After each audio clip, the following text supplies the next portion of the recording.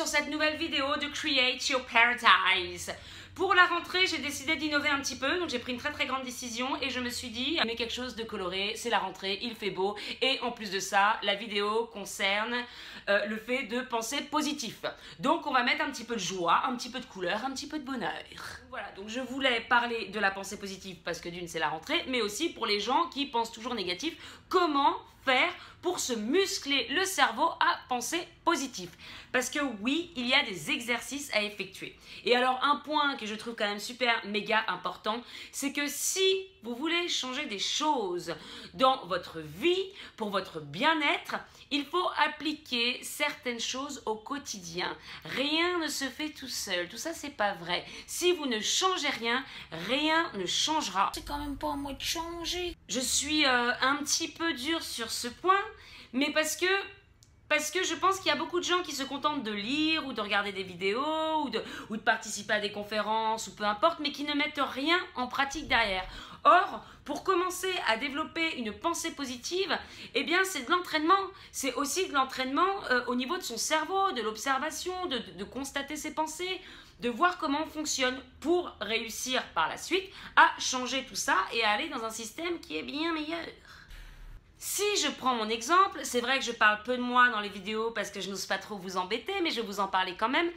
Tous les petits exercices que je vais vous donner là, ce sont des exercices que j'ai appliqués moi-même. On dit appliquer certaines choses pendant 21 jours. Il y en a qui disent que c'est 21 jours, il y en a qui disent que c'est plus. Bon, on va dire que c'est une moyenne. Mais en tout cas, appliquez ces petits exercices pendant un mois. Un mois! Et vous verrez l'impact que ça va avoir sur vous. So let's be in the mood and laugh out loud like a fool. Alors je dirais que la première chose, c'est de contrôler son cerveau. De prendre conscience de cette petite voix qui nous sabote à chaque fois. Vous savez, cette petite voix là dans le coin de votre cerveau qui vous dit que vous êtes trop nul, que vous êtes trop fatigué, que vous ne réussirez pas, que blablabla, que blablabla. Souvent, on s'en rend même plus compte. Elle est tellement là en train de nous saboter qu'on l'a complètement oubliée. Sauf que pendant ce temps-là, elle fait son travail. Alors le premier point, c'est de se rendre compte de toutes les pensées négatives que l'on peut avoir. Une fois qu'on a chopé ces pensées négatives, on peut les noter, hein, vous pouvez prendre un petit crayon, un petit papier et puis les noter si jamais vous vous en souvenez pas comme ça. D'ailleurs, je pense que c'est même très bien de noter parce que ça extériorise le truc. Là, vous allez essayer de les tourner en positif. Et c'est Tony Robbins qui le dit, donc c'est même pas moi. C'est de prendre chaque événement de sa vie comme un cadeau, même si c'est négatif. En fait, à chaque fois que vous allez avoir une épreuve à traverser, ça va vous permettre d'évoluer, de progresser, d'apprendre, de grandir. C'est ça qui va faire que vous allez aller encore plus loin dans votre vie. C'est vrai que si je prends chaque épreuve comme un cadeau, c'est Noël. C'est positif. So let's be in the mood and laugh out loud like a fool. Une deuxième petite chose, ça va être de focaliser sur nous, c'est-à-dire sur nos réussites, sur nos talents, sur nos qualités, sur tout ce qu'il y a de bon en nous. Et là, je vous vois venir, hein, pour certains, en train de se dire « Non mais moi, j'ai rien de bien. J'ai rien de bien, je ne sais rien faire et je n'ai rien réussi. » Ce n'est pas vrai. Tu as forcément réussi à faire quelque chose dans ta vie.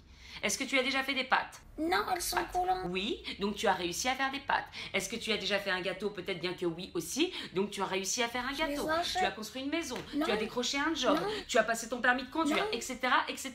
Des réussites, je suis sûre que tu peux en avoir des tonnes. Il suffit juste de s'en rappeler. Comme c'est dans la vie courante comme ça, on s'en rend même plus compte. Mais on a réussi des choses. Ensuite, ça va être de lister ses talents et ses dons. Alors peut-être que tu n'as pas conscience de tes talents ni de tes dons, pour toi tu n'en as peut-être pas, mais en fait on en a toujours. Il suffit juste d'aller les chercher. En quoi vous êtes bon?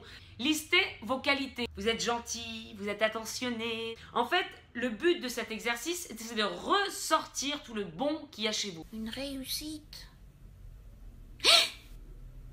Ah non, c'était pas moi ça. So let's be in the mood and laugh out loud like a fool. Troisième chose, ça va être son environnement. Comment voulez-vous être bien dans votre tête si autour de vous tout va mal? Si vous avez un environnement qui ne vous plaît pas, que ce soit au niveau de votre chez vous ou au niveau relationnel. Si vous rentrez chez vous chaque soir et que vous vous sentez mal dans votre appartement, ou que c'est constamment le bordel, ou qu'il y a des bibelots de partout, après ça peut être votre passion, hein, les bibelots, hein, je donne juste des exemples, pas d'offense, rien du tout. Hein. Mais ce que je veux dire, c'est que si vous arrivez dans un appartement, vous n'aimez pas l'ambiance, vous n'aimez pas la déco, vous n'aimez pas là où vous êtes, vous ne pourrez pas être bien. Vous ne pourrez pas vous sentir bien chez vous. Et aussi au niveau relationnel. Si vous côtoyez des gens qui sont tout le temps négatifs, tout le temps pessimistes, qui ne croient pas en eux, qui ne croient pas en vous, eh bien, vous risquez de plonger avec. Il paraît qu'on ressemble aux 5 personnes que l'on côtoie le plus au quotidien. Donc, juste prenez conscience de qui vous avez autour de vous, analysez un petit peu ces personnes-là et demandez-vous si effectivement elles sont de bonne compagnie pour vous ou si elles sont plutôt néfastes. So let's be in the mood.